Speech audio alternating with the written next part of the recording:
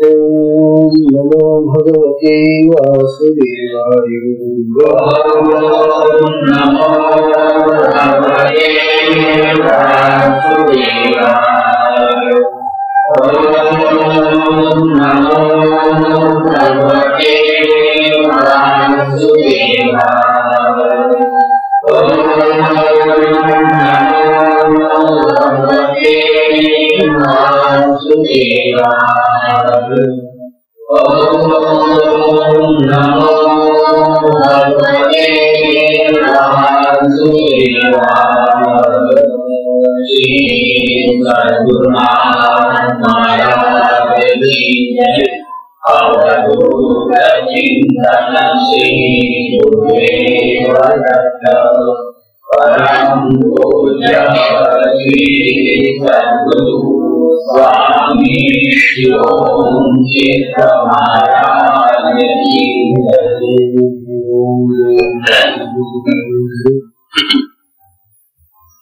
ओम नारायणं पद्मभवं वसिष्ठं शक्तिं च तत्त्वपराशरं च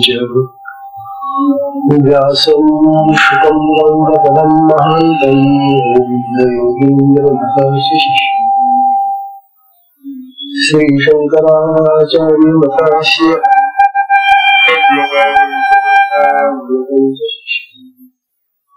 तन्त्रोटकं वाक्यकारणमन्यान् अस्मद्गुरुं सन्ततमानतोऽस्मि।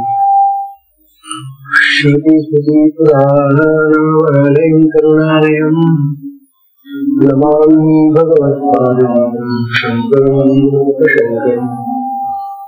शङ्करं शङ्कराचार्यं केशवं बादरायणं सूत्रभाष्यकृतं वन्दे भगवन्तौ पुनः पुनः।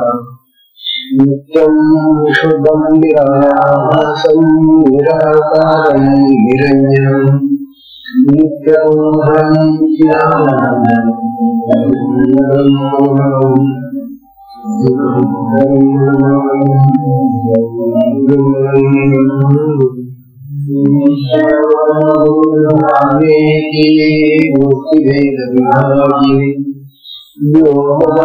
व्याप्तदेहाय दक्षिणामूर्तये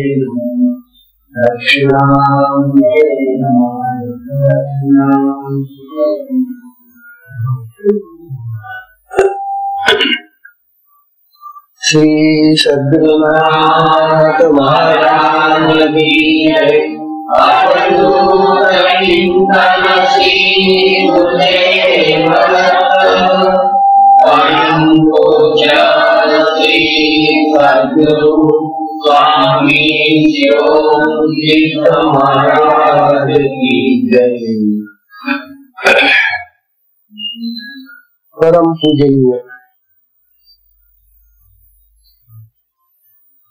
परम पूजनीय श्री सद्गुरु स्वामी शिवों महाराज यांच्या असीम कृपा प्रसादाने हा शक्तिपात मार्गाचा सत्संग सुरू आहे। शक्तिपात मार्ग हा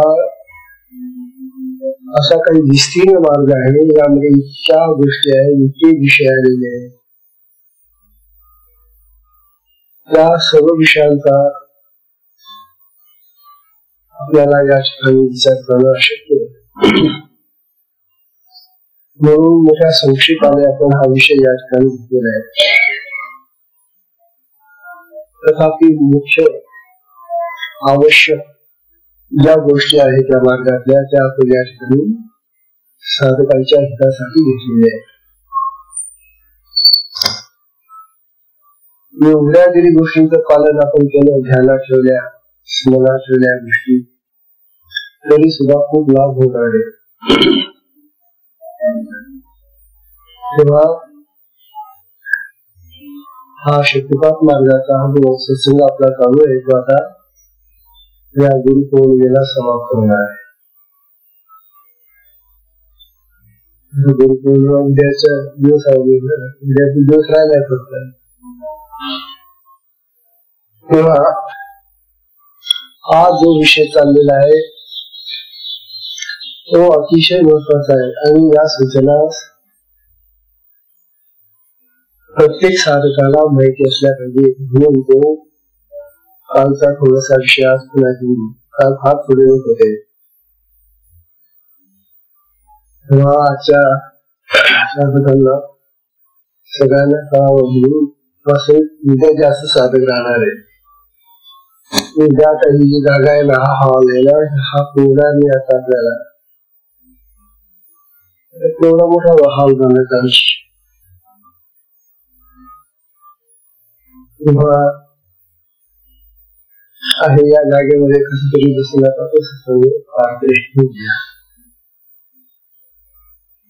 विषय चाललेला आहे. संप्रदाय शक्तिपाताचा एक संप्रदाय आहे. संप्रदाय म्हणजे परंपरा. जशी आपल्या घराण्याची परंपरा असते तशी परमार्थामध्ये सुद्धा गुरु परंपरा असते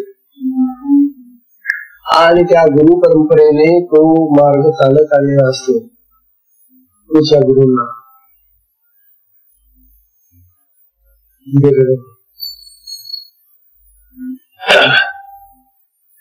तेव्हा संप्रदायाचा महिमा फार मोठा आहे. आपल्या संप्रदायाचा संप्रदायाच्या महिम्यामध्ये ज्या गोष्टी चालत आल्या अशा आधी गुरुपासून त्याच पुढे दुसऱ्या गुरूंनी चालवायच्या असतात आणि त्याच्यामध्ये जर बदल झाला किंवा खंड पडला किंवा काही वेगळ्या गोष्टी घातल्या तर संप्रदायाचा महिमा खंडित होऊन जातो, खरावून जातो. म्हणून संप्रदायाचा महिमा आम्ही सगळ्यांनी सांभाळला पाहिजे. हे काही एकाचं काम नाहीये. त्या संप्रदायामध्ये जे जे लोक आलेले आहेत त्या परंपरांमध्ये जे जे आलेले आहेत त्या सगळ्यांचं हे कर्तव्य आहे. त्यांनी हा संप्रदायाचा महिमा टिकवला पाहिजे, सगळ्यांनी सांभाळला पाहिजे. जशी घराण्याची आबरू एकच मनुष्य सांभाळतो का? त्या घराण्यामध्ये जे चालत आलेले ज्या प्रथा सुरू आहे, जे विधी सुरू आहे, त्या घराण्याची आबरू, त्या घराण्याची प्रथा, त्या घराण्याची परंपरा सांभाळण्याचं कार्य सगळ्या त्या घराण्याच्या लोकांनी करायचं. तशी आपल्या ह्या संप्रदायाचा परंपरेचा महिमा सगळ्यांनी ओळखून ही परंपरा भरून होऊ नये, हिच्यामध्ये काही वेगळे फाटे फुटू नये, हिच्यामध्ये अनिष्ट गोष्टी प्रविष्ट होऊ नये म्हणून सगळ्यांनी प्रयत्न करायचा आपण. तेव्हा हा महिमा तरी काय आहे हे माहिती असले पाहिजे. हे आता जे नवीन आता दीक्षा घेणारे लोक त्यांना तर फारच महत्वाचे, त्यांना कळलं पाहिजे. परंतु जुन्या साधकांना सुद्धा हे ऐकणं महत्वाचं आहे. आपल्या मार्गाची आधुनिक तसा हा मार्ग फार जुना आहे, वेदकालीन मार्ग आहे आणि यामध्ये अनेक प्रकारचे सद्गुरू, अनेक प्रकारचे ऋषी, अनेक प्रकारचे संत महात्मे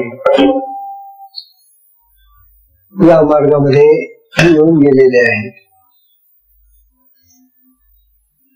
सध्या आपल्या मार्गाचा उगम गंगाधर तीर्थ स्वामी महाराज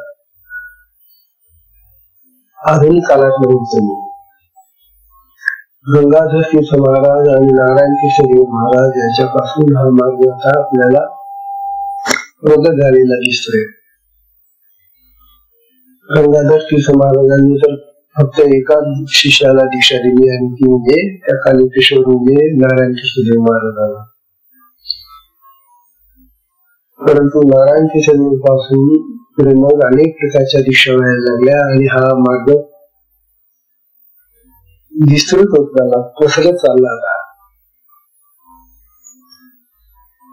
तेव्हा अशा हा जो विस्तृत होणारा मार्ग आहे, आता या मार्गाचा जो प्रसार आणि प्रसार झाला थोडाफार, त्यामधून ज्यांना काही लाभ झाला त्या सगळ्यांनी नारायण केशवदेव महाराजांनी जशा प्रकारच्या दीक्षा दिल्या तशाच प्रकारच्या दीक्षा तुमच्या गुरूंनी द्यायला पाहिजे. त्याच्यामध्ये कोणताही बदल करता कामा नये. शिष्याला समोर बसायचं, आधी त्याला सांगायचं की बाबा आदल्या दिवशी स्वच्छ कपडे वगैरे घालून ये, आंघोळ कर, स्वच्छ कपडे घाल आणि पूजेचं साहित्य घेऊन पूजा करण्यासाठी येऊन बस पुढे. त्यासाठी आसन आवश्यक असतं म्हणून आसन घे आणि या आसनावर बसून मग पूजा करून मग गुरुपासून तू दीक्षा घे. आता ही जी गुरुपासून दीक्षा होते पूजा झाल्यानंतर ती मंत्रासहित दीक्षा होते. आणि हा जो मंत्र आहे हा मंत्र त्या शिष्याला ज्या देवतेचा हवा असेल, ज्या देवाचा हवा असेल त्या देवाचा मंत्र गुरु देतात. परंतु तो गुरुमुखातून येत असल्यामुळे तो मंत्र चेतन होऊन जातो. इतर मंत्र आपण पुस्तकातून वाचून किती वेळ अभ्यासले किंवा पाठ केले तरी ते चेतन होत नाही. मंत्र चेतन होण्यासाठी आणखी एक उपाय आहे. गुरुमुखातून आलेला मंत्र तर चेतनच मंत्र असतो, परंतु ज्यांना अन्य मंत्र जे आहेत ते चेतन करून पाहिजे असतील तर त्यांना एक उपाय आहे. आणि तो उपाय म्हणजे ज्या वेळेला ग्रहण काल असतो, सूर्यग्रहण किंवा चंद्रग्रहण, त्या ग्रहण कालामध्ये त्या मंत्राचा स्मरण करून जप करायला पाहिजे. जो साधक ग्रहण कालामध्ये त्या मंत्राचा जास्तीत जास्त जप करेल तो ग्रहण काळातला मंत्र चेतन होईल. हा एक उपाय आहे त्याच्यासाठी. पण आपल्याला असे उपाय करण्याची काय आता गरजच नाही, कारण आपल्याला जो मंत्र मिळतो तो गुरुमुखातून मिळत असल्यामुळे तो चेतन मंत्र असतो आणि त्या चेतन मंत्राने आपल्याला शक्ती जागृतीचा अनुभव येतो. म्हणून मंत्राचे जे सामर्थ्य आहे ते त्या मंत्रातल्या चैतन्याचं सामर्थ्य आहे, अक्षरांचं नव्हे. पुस्तकामध्ये अनेक मंत्र छापलेले. मंत्र मोहोदधी नावाचा एवढा मोठा ग्रंथ आहे.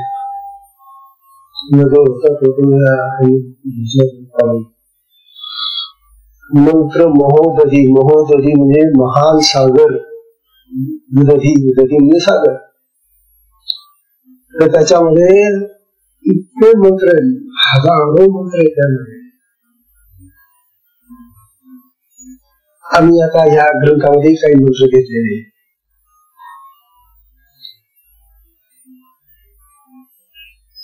हे मंत्र आम्ही सारस्वत कुंडलिनी नावाचा ग्रंथ आहे त्यामध्ये घेतलेले मंत्र. तेव्हा याही मंत्रांचा उपयोग तुम्हाला करून घेता येईल. तेव्हा मंत्र हा आपल्या साधनेमध्ये शक्ती आपल्याला लाभावी म्हणून माध्यम म्हणून वापरला जातो. मंत्र हे शक्ती संक्रमणाचं माध्यम आहे. आपला मार्ग मंत्र जपाचा मार्ग नाही. कुठलंच काही करण्याचा मार्ग नाही. एकदा शक्ती त्या माध्यमातून तुमच्या आपल्यामध्ये शिरली की ती शक्ती मग कार्य करायला लागते आणि तीच आपल्याला थेट अगदी त्या शिवापर्यंत, त्या आत्म्यापर्यंत घेऊन जाते. त्यामुळे हा करण्याचा मार्ग असून होण्याचा मार्ग आहे. होत या मार्गामध्ये. तेव्हा असा हा जो मार्ग आहे ह्या मार्गाचं काही नियमांचं पालन करणं आवश्यक आहे. हेच नियम आम्ही काल पाहत होतो. या नियमांचं जर पालन झालं नाही तर या मंत्रामध्ये दोष शिरतात मग, किंवा या साधनेमध्ये दोष शिरतात मग. तेव्हा असे साधनेमध्ये येणारे जे अडथळे दोषांचं आपण एका पूर्ण असा प्रकरणामध्ये अभ्यास केलेला आहे आता. तथापि आपल्या या साधनेमध्ये दोष येऊ करून काही नियम आपल्या सद्गुरूंनी सांगितलेले आहे. त्यातला पहिला प्रकार म्हणजे अदीक्षित, म्हणजे ज्यांनी दीक्षा घेतलेली नाही. तसंच अन्य गुरुकडून, म्हणजे आपल्या परंपरेच्या गुरुकडून नव्हे, अन्य परंपरेच्या गुरुकडून ज्यांनी दीक्षा घेतलेल्या आहेत आणि ते म्हणतात की आमचा शक्तिपातच आहे, असे नाही कदाचित, परंतु ते आपल्या परंपरेचे गुरु नाही.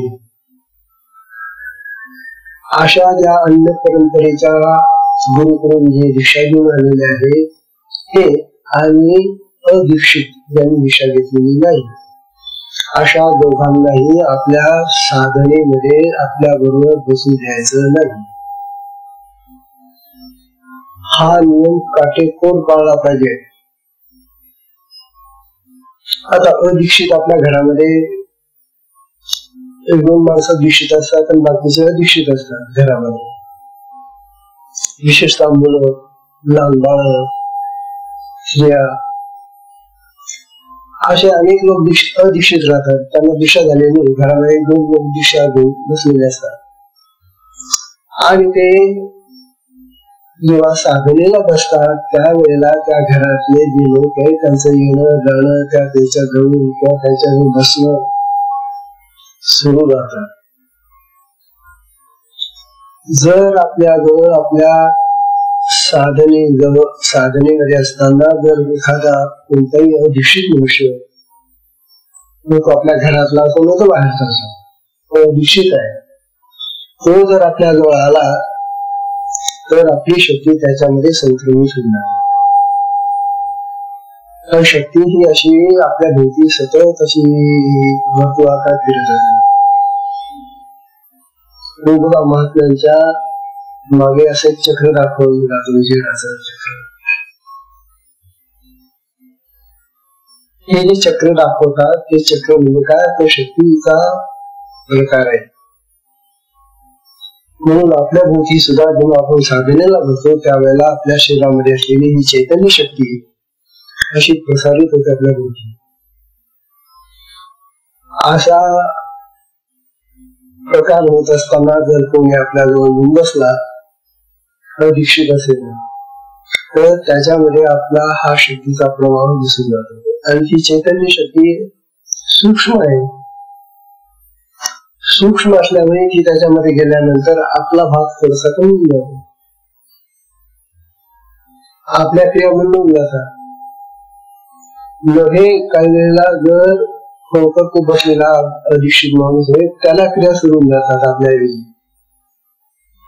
त्याने दिशा तर घेतलीच नाही, पण आपल्या शक्तीनं त्याला पूर्णपणे वेळलेले असतं आणि त्याच्यामध्ये ती शक्ती गेल्यामुळे त्याला क्रिया सुरू होऊन जातात, त्याच्या क्रिया बंद होऊन जातात. चालेल काय आता आपल्या क्रिया बंद होऊन जाणं आणि जो दिशा घेतलेला नाहीये त्याच्या क्रिया सुरू होऊन जाणं, अशा त्याच्या क्रिया आपण उठलो त्याच्या क्रिया बंद होऊन जातात, त्या दिशा थोडी बदलली. हा संक्रमणाचा फायदा त्याला मिळालेला आहे. आपल्या जवळ बसल्यामुळे त्याला आपली शक्ती त्याच्यामध्ये गेल्याने त्याला तो फायदा मिळाला. पण ती काही कायमची राहणारी तिथे आपण उठलो की आपल्या बरोबर ती शक्ती मागे निघून होते मग त्याच्यातली आणि त्याच्याही क्रिया बंद होऊन जाते. मग काय कमावलं तुम्ही साधना केल्याने? साधनेला बसला तुम्ही आणि तुमची शक्ती दुसऱ्याने घेऊन टाकली. तुम्ही काय केलं? नुसतं बसले तुम्ही आसनावर आणि त्याला तर आसन नाही काही नाही त्याला माहितीच नाही का दीक्षित आहे, त्याला क्रिया दिल्या. तात्पर्य असं की हा शक्तीचा व्यय आहे, नासाडी आहे. आपली शक्ती विनाकारण गमावून बसतो आपण अशा. म्हणून घरामध्ये आपल्या घरामध्ये जर दीक्षित कोणी असेल, बाळ कोणी करून देणार नातेवाईक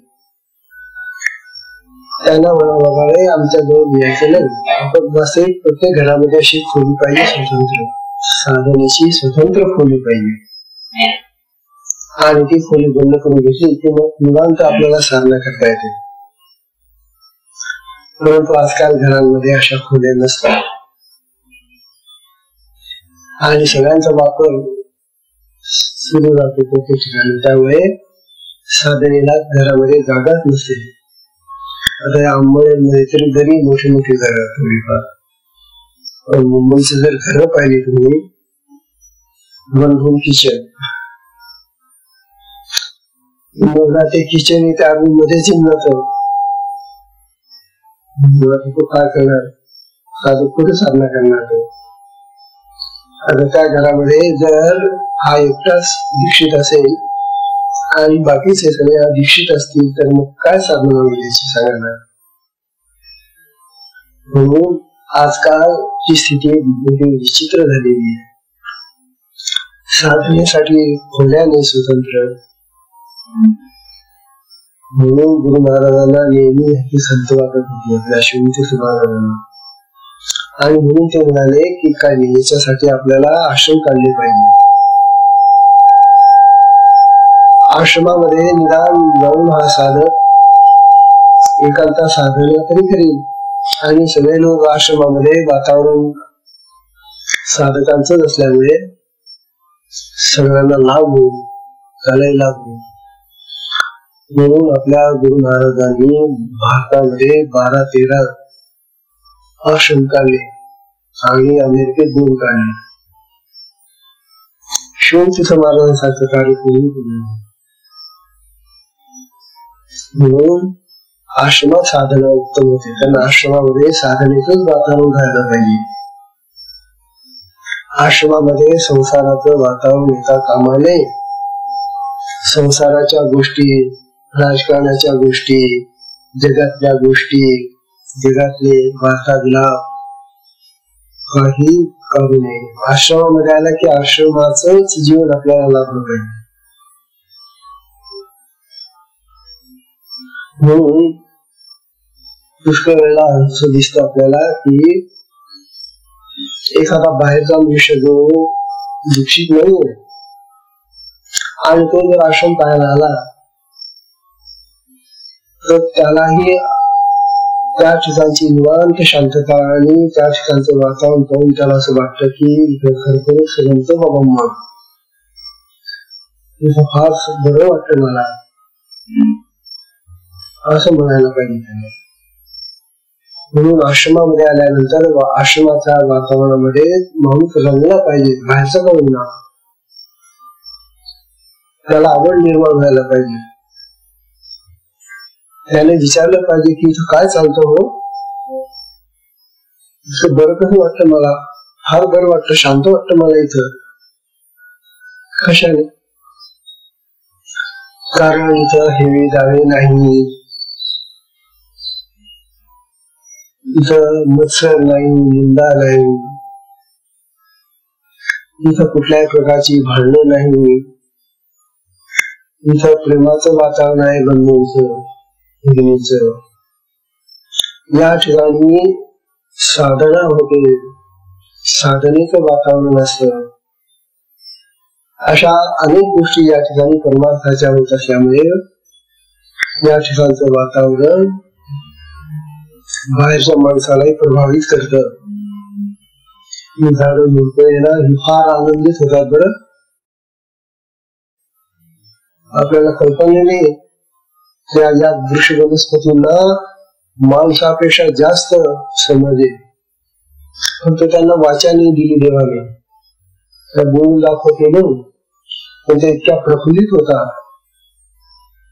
तुम्ही साधना इथं करतात, परंतु त्या वनस्पतींना इतका आनंद होत असतो त्यावेळेला, त्या इतक्या खुश असतात. त्यांची फुलं चांगली उमलतात, त्यांची पानं चांगली फुलतात, चांगली वाढ होते, टवटवीत राहतात. त्या वनस्पतीमुळे सुद्धा या आश्रमातल्या वातावरणाचा परिणाम जाणवतो. मग माणसाला का नाही जाणवणार? म्हणून प्रत्येकाला असं वाटतं की आश्रमात जावं आणि त्या ठिकाणी बसावं.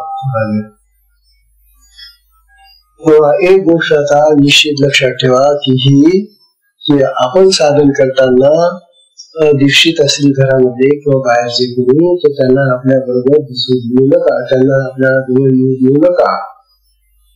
हा नियम सगळ्यांनी पाळलाच पाहिजे, नाहीतर आपल्याची शक्ती त्याच्यामध्ये निघून जाईल आणि निघून गेलेल्या शक्तीचा त्यालाही काही लाभ नाही, आपल्याला तर गेलाच लाभ नाहीच.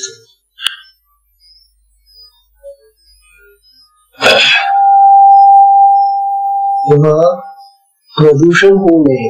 प्रदूषण म्हणजे दोष निर्माण होऊ नये परंपरेमध्ये. आपल्या संप्रदायामध्ये, आपल्या परंपरेमध्ये, आपल्या साधनेमध्ये दोष होऊ नये, प्रदूषण होऊ नये याची जबाबदारी प्रत्येक साधकाने पार पाडली पाहिजे. असे जे अदीक्षित लोक आहेत त्यांनी प्रवचन ऐकावं, गुरुगीता ऐकावी, भजन चाललंय तर भजन ऐकावं, मंदिरामध्ये आरती चालते आरती ऐकावी, प्रसाद घ्यावा. बाकी सगळ्या कार्यक्रमांना त्यांनी बसायला हरकत नाही, परंतु साधनेच्या ठिकाणी त्याला बसू देतात आम्हाला बस. तेवढाच एक चांगला नियम पाळला पाहिजे. त्यानंतर संप्रदायाचा पुढचा नियम आहे आसन शुद्धी. ज्या आसनावर आपण बसतो त्या आसनाची शुद्धी राखली पाहिजे. शुद्ध, स्वच्छ, पवित्र असं ते आसन पाहिजे. आपल्या आसनावर दुसऱ्या कोणत्याही घरातल्या किंवा बाहेरच्या माणसाने बसता कामा नये.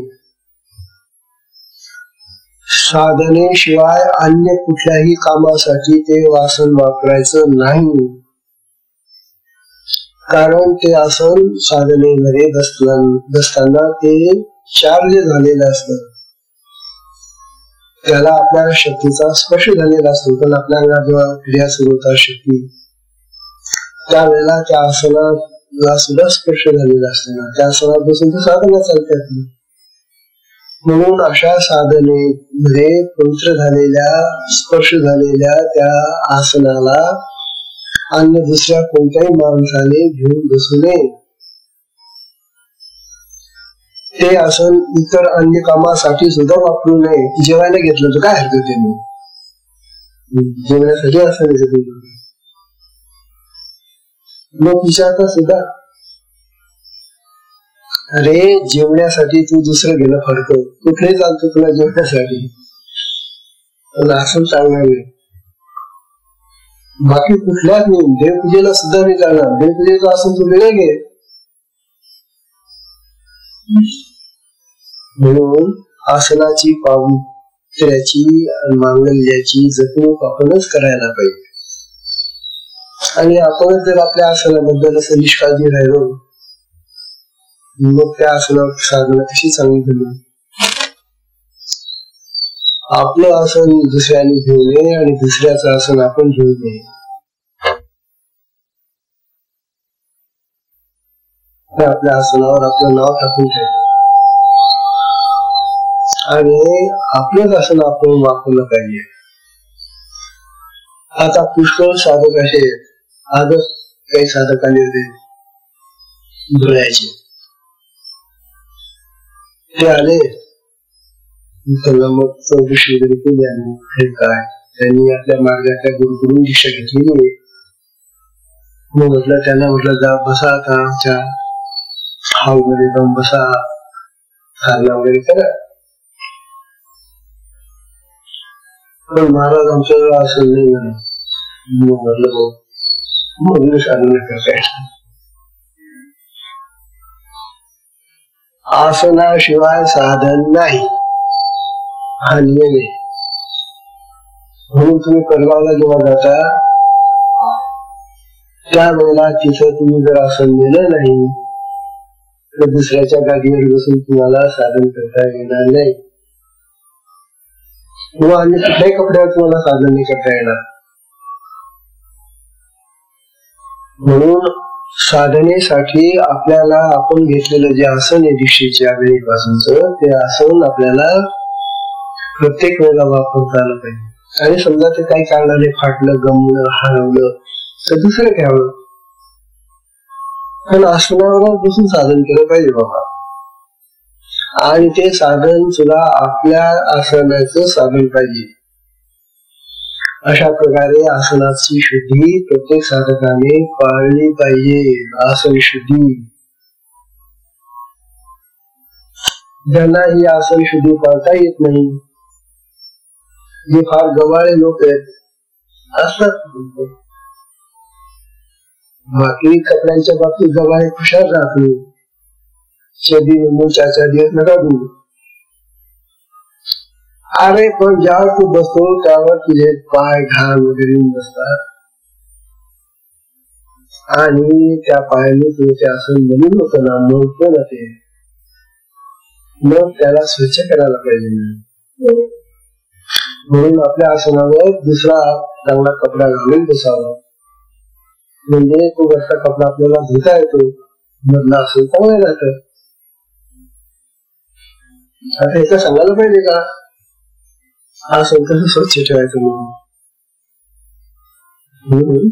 आसनाची शुद्धी, आसन शुद्धी प्रत्येक साधकाने पाळलीच पाहिजे. आता हे जे नवीन दीक्षा घेणारे लोक आहेत यांना खरोखर हे महत्वाचे सांगायचे.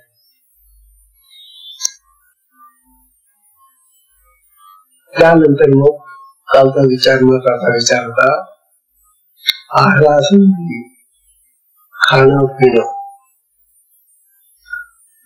साधकाचा आहार सात्विक, शुद्ध आणि पवित्र आहार पाहिजे. साधकाचा आहार तमोगुणी रजोगुणी नसावा. म्हणजे काय बा रजोगुणी तमोगुणी आहार? खरोखर भगवद्गीतेमध्ये हा सुंदर दिलेले आहे आणि ज्ञानोबांनी याचं वर्णन तर इतकं फार उत्तम तऱ्हेने समजून सांगितले ज्ञानेश्वरीमध्ये. हा जो रजोगुणी माणूस असतो ना, रजोगुणी आहार खाणारा, तो अत्यंत चंचल असतो. तो एक क्षणभर सुद्धा चूप बसत नाही, चळवळ्या असतो का. रजोगुण अतिशय चंचलत राहतात आणि तमोगुण रागीटपणाचा, क्रूरपणाचा, आळसाचा, झोपेचा असा तो गुण आहे. गुणांचं वर्णन ज्ञानेश्वरीमध्ये फार सुंदर सांगितले. परंतु हे जे गुण तयार होतात ते कशामधून? तर आपल्या अन्नामधून ते गुण तयार होतात. आपण जे अन्न खातो त्या अन्नातून हे गुण तयार होतात. तुम्ही सात्विक आहार केला, सात्विक अन्न खाल्लं तर सत्वगुण तयार होईल. रजोगुण आहार खाल्ला तर तो रजोगुण निर्माण करेल आणि तमोगुण तुमच्या आहारामधूनच येतो. तेव्हा सात्विक आहाराचं वर्णनही ज्ञानोबांनी फार सुंदर केलेले ते जातात. सत्वगुण म्हणजे ज्या गुणामुळे आपल्याला मनशांती राहील, चित्त समाधानी राहील, आपली बुद्धी सात्विक राहील, स्वच्छ राहील.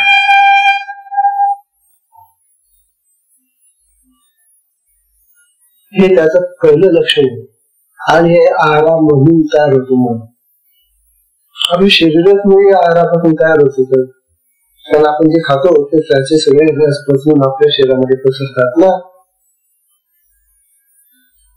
मग तेच रस आपल्या मनाला मिळतात, बुद्धीला मिळतात, चित्ताला मिळतात. म्हणून आपल्या अन्नामधून जाणारे जे रस आहेत, निर्माण होणारे जे रस आहेत, त्या रसांनी आपल्याला मनाला, चित्ताला, बुद्धीला, अंतःकरणाला शांती मिळायला पाहिजे.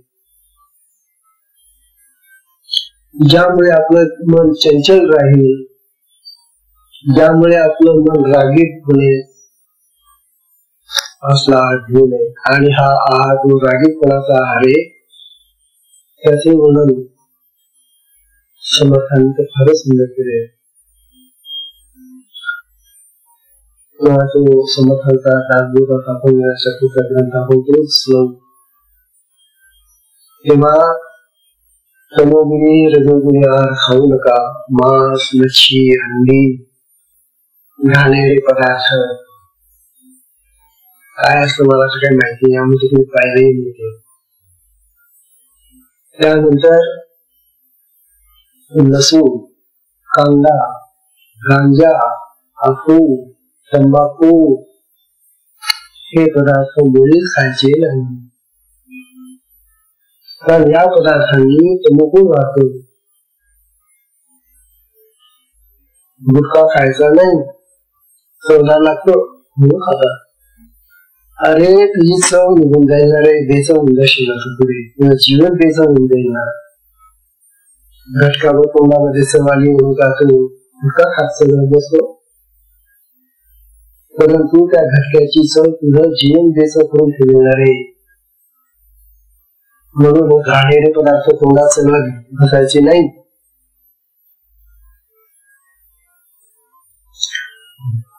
अशा प्रकारे आहारामधून हे पदार्थ तर मुळीच घ्यायचे नाही. अलीकडे पेय पदार्थांमधून सुद्धा अशी घाण पदार्थ लोक प्यायला लागलेले, नाना प्रकारची पेय निघालेली, आणि ही पेय आपल्या शरीराला अतिशय हानिकारक आहे. आपल्याला वाटतं की पिकाला गोड वाटते, मनाला प्रसन्नता येते, मनाला तरतरी येते म्हणे. जरे हो तरतऱ्या, तुला पिकाला तरतरी येईल, परंतु थोड्या वेळाने त्याचा जो परिणाम होईल तो मात्र कलाकार तुला नष्ट करणारा राहील. असे घाण पदार्थ कशाला पितो.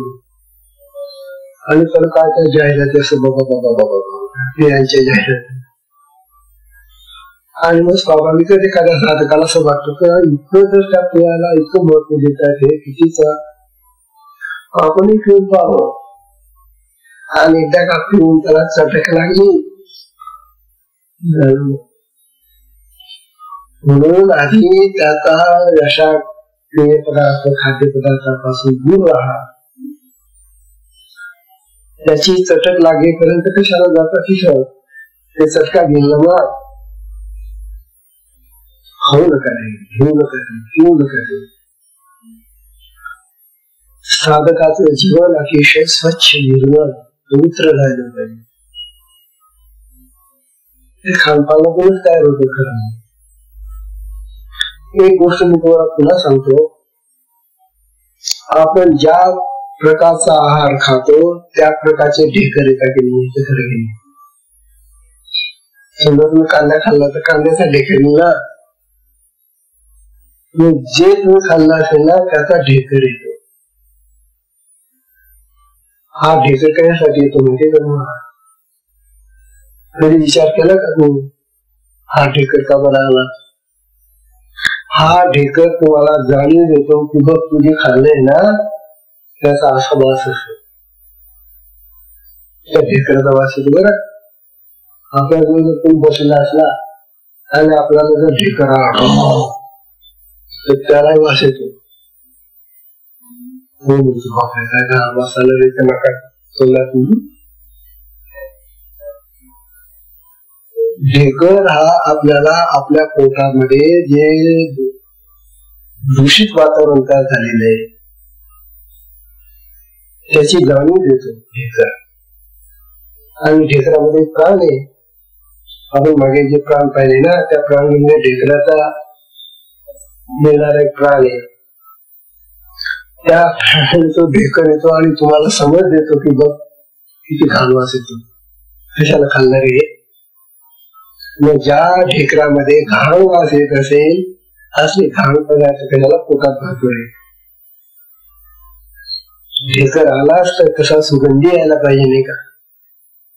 काय मसाला छान मसाला सुगंधी ढेकर येतो. तरी असं की आपल्याला ह्या घाण पदार्थांना खाऊन आपलं शरीरही बिघडत आणि आपली साधना बिघडत. मुख्य म्हणजे ज्या साधनेसाठी आपण खटपट चालवलेले त्या साधनेला मोठ्या आपल्याला म्हणून साधकांनी आहाराचं नियंत्रण, आहाराचे नियम पाळलेच पाहिजे. आणि हे नियम आमचे केव्हा सुटतात? जेव्हा आम्ही दुसऱ्यांच्या पंक्तीमध्ये जेवायला जातो.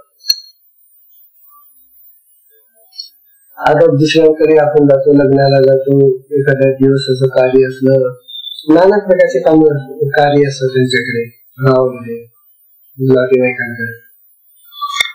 त्या नातेवाईकांकडे जे जेवण तयार होतं त्या जेवणामध्ये त्यांच्या आवडीचे पदार्थ ते घालतात. लसूण घालतील, कांदा घालतील, काय काय घालतील आणखी, त्यांच्या पद्धतीने ते जेवण करतात. ते काय साधक येणारे म्हणून त्याच्यासाठी जेवण करतात का ते? अहो, आपलं जेवण त्यांना आवडत नाही. आपल्या घरी जर आपलं जे जेवण असतं ना साधं, कमी तिखट, कमी गोड, कमी आंबट, कमी खारट, असं जे मध्यम मृदू जेवण आपण करतो ना, ते या लोकांना मुलीच आवडत नाही. हे का जेवण आहे, याच्यामध्ये काही चवच नाहीये. त्यांना सणसणीत जेवण पाहिजे असतं, फणफणीत जेवण पाहिजे असतं. ते जेवण त्यांना आवडतं. हे काय जेवण करणार, मी जेवण खातात, निर्मळ खाता म्हणून निर्मळ खातात. असल्या तरी गैरसमज आले लोकांमध्ये. म्हणून ते तिखट फिकट खारट आंबट तीक्ष्ण पदार्थ खातात. एक गोष्ट लक्षात ठेवा बाबा, जे तिखट पदार्थ तुमच्या तोंडाला झोपतात, समजा आपण एक हिरवी मिरची घेतली आणि विशेषतः ती लवंगी मिरची जी असते ना, कुठली भरतीच तिखट असे हवे. तिचं नावही बरोबर ठेवलंय, लवंगी मिरची. लवंग तिखट असते ना, तशी ती लवंगी मिरची एवढीच असते ती, पण दुसऱ्या मोठमोठ्या 2-4 मिरच्यांच्या बरोबर तिखटपणा तिच्यामध्ये असते. अशी ही तिखट लहानशी छोटीशी मिरची कसाकस खातात काय काही चवणी आम्हाला तोंडाले खायचं चवणी राहिली म्हणून ती मिरची खात बसतात. आपल्या अंगावर शार आहे का बाबा, धन्य याची जीभ कशा खात असेल, त्यांच्या जिभेला काही त्रास होत नाही. अरे जर जिभेला इतका चटका घेते ती, तर मग पोटामध्ये तर तिच्या ज्या आतड्या आहेत ना, पोटामध्ये ज्या नसा आहेत ना, त्या किती नाजूक असतात. जिभेला जे सहन होत नाही ते पोटातल्या त्या आतडीला कसं सहन होईल. आणि याच्यापासूनच हे कर्करोग तयार होतात. हे जे कॅन्सर नावाचे रोग आहेत, नाना प्रकारचे रोग आहेत, हे रोग असल्या घाण पदार्थांना, अति तिखट पदार्थ खाण्याने होतात. म्हणून अति तिखट पदार्थ खायचे नाही, अति आंबट खायचे नाही, अति कडू खायचे नाही, अति गोड खायचे नाही. अति अति अति सर्वत्र वर्जे, अति सर्वत्र वर्जे. मध्ये सामान्य खा. आणि ती जीभ सुद्धा आपली सांगत असते आपल्याला प्रत्येक वेळेला. भोजनाची रुची जीभ सांगते ना प्रत्येक वेळेला की कसं भोजन झालं हो, घरातून का हो कसला वाटलं जेवण. तुम्ही कशाने सांगणार, तुम्ही जर त्या जिभेवर ते खाऊन पाहिलेलं असतं म्हणून तुम्हाला विचारतात का हो जेवण कसं झालं हो. मग तुमच्या जिभेला जसं वाटलं असेल ना तसं तुम्ही सांगता. तेव्हा साधकांचा आहार अतिशय शुद्ध, सात्विक, पवित्र असा आहार पाहिजे.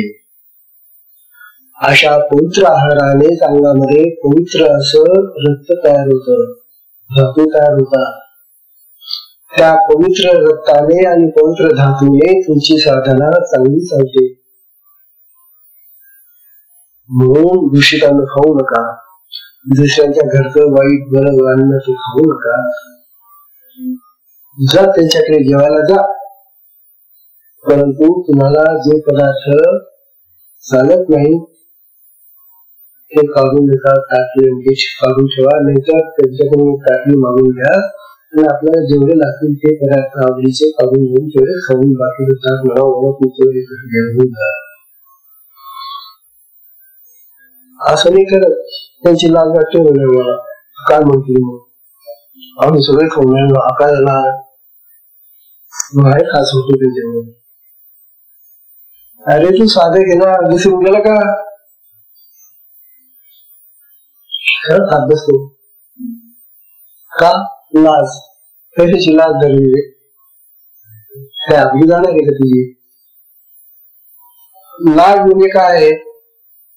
कातडी आहे का ती अंगावरची लाज? म्हणजे लाज काय वाटते तुला? म्हणून बघा साधकाने निर्भीड असलं पाहिजे आणि या बाबतीत निर्लज्ज असलं पाहिजे. कशाला लाज द्यायचं त्या खाण्यापिण्याची बोलण्याची लोकांच्या? जे चांगले आहे त्याची काय लाज वाटत? वाईटाची लाज ठीक आहे बाबा, ती वाटली पाहिजे, पण चांगल्या गोष्टीची लाज काय झालंय. म्हणून साधकाचा आहार शुद्ध आणि सात्विक पवित्र आहार घडणे. आणि बघा मग तुम्ही तो साधक ज्याचा आहार पवित्र आणि शुद्ध सात्विक असतो त्याच्या चेहऱ्याचं, आणि जो तमोगुणी रजोगुणी आहार खाणारा आहे त्याच्या चेहऱ्याचं दर्शन घ्या तुम्ही. ते दोन चेहरे तुम्हाला सांगतील आहार. म्हणून आहार स्वच्छ आणि शुद्ध सात्विक करा, साधना करा, तुझी साधना चांगली आणि मग साधनेने तुमच्या चेहऱ्यावर टवटवी दिसेल, पवित्र दिसेल, हसतमुख राहाल. अशा प्रकारे आहाराचा हा नियम आहे. आपले 5 नियम झालेले पण काल इथं तिथपर्यंत झालं होतं का आपण? बस अरे आपला ग्रंथ संपला पाहिजे ना रे. अजून पुढचं जे प्रकरण आहे ना, प्रकरण सांगून ठेवतो का आता हे होणार तर मी मला 2 दिवसात. शक्तिपात साधनेस बळकटी आणणारे काही मंत्र आणि औषधी. आणि फार महत्वाचं आहे आता हे प्रकरण, हे या पुस्तकात आपण घेणार आहोत. काही औषधी दिलेले आहेत, वनस्पती औषधी आणि काही मंत्र आहेत. तर हे मंत्र आणि औषधी याच्यामध्ये आपण घेतलेले आहेत पुष्कळ येते, औषधी घेतलेले आहे त्याच्यामध्ये. आणि मग शेवटी ग्रंथ समर्पण आहे. हा ग्रंथ आपण अर्पण केला आहे, तेव्हा तो अर्पण विधी केव्हा होईल? तेव्हा ही मध्ये प्रकरण घालून आता आपल्याला अर्पण करावं लागेल. हा ग्रंथ जेव्हा छापून येईल तेव्हा तुम्ही ते मधलं वाचून द्या. हा उत्तम आहे संकलन हे जे झालेलं आहे, हे संकलन अतिशय उत्तम झालेलं आहे. असो अजून आपले नियम म्हणून राहिलेले ना, ते नियम उद्या आपण पाहू. आता सत्संगाची वेळ संपलेली आहे. आज जशी गर्दी झाली, आता उद्या पाहतो बसायला जागा मिळणारी आहे. परंतु त्या येणाऱ्या अनमोल लोकांसाठी काही राखून ठेवलं पाहिजे ना भजन. हा काही भाग आपला उद्याला ठेवू आपण. आजच्या सत्संगाला विश्रांती. हरि ओम तत्सत.